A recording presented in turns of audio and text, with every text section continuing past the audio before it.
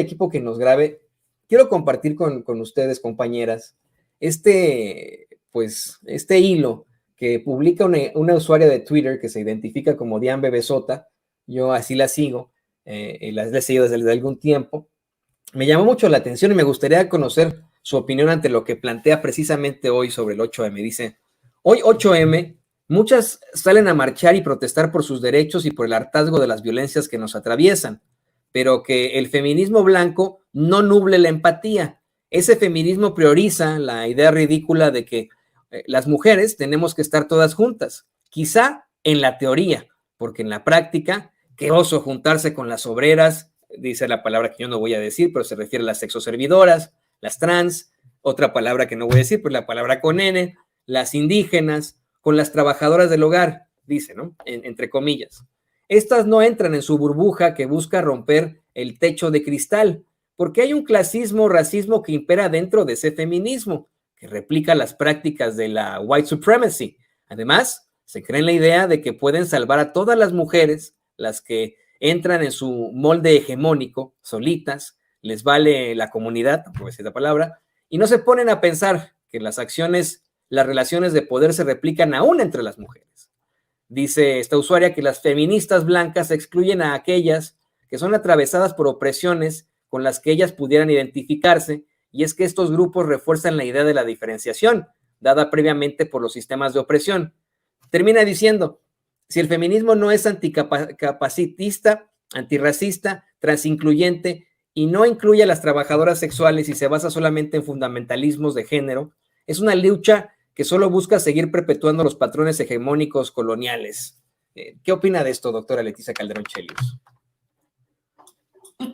Totalmente de acuerdo, yo lo comparto, digo, y lo dice como en un resumen muy bueno, la verdad, porque tiene que ver con justo lo que tal vez no lo alcanzamos a calibrar en el momento así de la discusión pública, pero efectivamente la lucha que se ha dado en términos de los derechos de las mujeres, de visibilizar el trabajo, la presencia, incluso digamos, el lugar que ocupamos en términos de, acá se habla mucho de violencias y de repente lo llevamos al extremo que es horroroso y que es una cosa tremenda que es, pues, obvio, ¿no? Lo que ocurre con tantas mujeres solo por ser mujeres. O sea, no hay ninguna otra razón, sino este odio por su condición de mujeres que al final es digamos,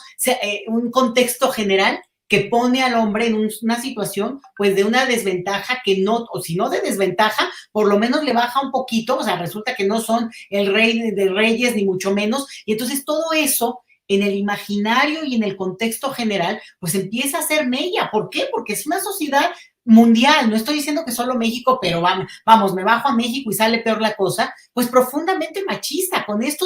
este discurso hemos crecido todos, hemos sido alimentados de este discurso, entonces se va rompiendo y fracturando y por supuesto que la resistencia a ese cambio es de una violencia espantosa, pero bueno, ahora, acá decía una cuestión, Laura, que a mí me llama mucho la atención y la pongo en este contexto. El mayor número de violencia contra las mujeres se sufre en un ámbito doméstico y por familiares, por gente cercana, gente respetada, gente, digamos que hay una condición en la cual lo único que no esperarías es que alguien te falle de una manera así, ¿no? Que abuse, sea de un familiar, de un conocido, y que haya sido ese otro conocido el que violenta, sea una niña, a un niño, o sea, es tremendo, y por eso es tan complicado, porque de repente es hablar desde la intimidad de nuestros entornos familiares y alzar la voz. Es difícil, Toño, porque es otra vez romper con estos pactos sagrados, como es la familia, por ejemplo, y es muy complicado. Estamos hablando de algo que estructuralmente implica resignificarnos, repensarnos como ente y cómo, hasta dónde llega esa lealtad que lo familiar marca frente a una violencia que evidentemente sabemos que el 90% de las violencias sexuales, por ejemplo, se llevan a cabo en un contexto donde hay gente y una entidad conocida. Entonces, es brutal. Dicho esto, pues estoy muy de acuerdo con esto que nos lees, con esta, la voy a seguir, ahorita me fijo bien en el nombre, pero efectivamente hay un entorno en el cual la lucha del feminismo, ojo, no de las mujeres, en el sentido de que, no, qué bueno que las mujeres ganemos igual que los hombres. No, es que no es un problema solo de ganar lo que merecemos ganar, ¿no? Porque de repente podrías decir, pues un trabajo que no es equivalente, no, ese es el punto solo. Digo, ese es uno, ¿no? Porque además está estudiadísimo ese punto, pero sino que se queda en un ámbito en el cual, como es muy, puede ser muy superficial, no es, pero podría llegar a ser muy superficial si no se rasca, como ahí por debajo también está en el fondo, pues toda la desigualdad estructural de una sociedad que se ha encimado unos en otros, ¿no? Y lo peor que puede ser no solo es ser, en este caso, ¿no? Mujer, pero no hay nada comparable a ser mujer, además con una condición mucho más desigual, una persona de origen indígena, por ejemplo, o trabajadora doméstica, como decía Laura hace rato, o condiciones en las cuales no es cierto. No es que las mujeres estamos todas en un lado, y no quiere decir que eso no implicó que cada una en su propia trayectoria y su lucha y su familia y todo el contexto, claro que te ayudó a moverte del lugar donde estábamos. Y hay una situación generalizada que en nuestras últimas décadas de país, por ejemplo, ha permitido que nos movamos del lugar. O sea, también esto es estructural, pero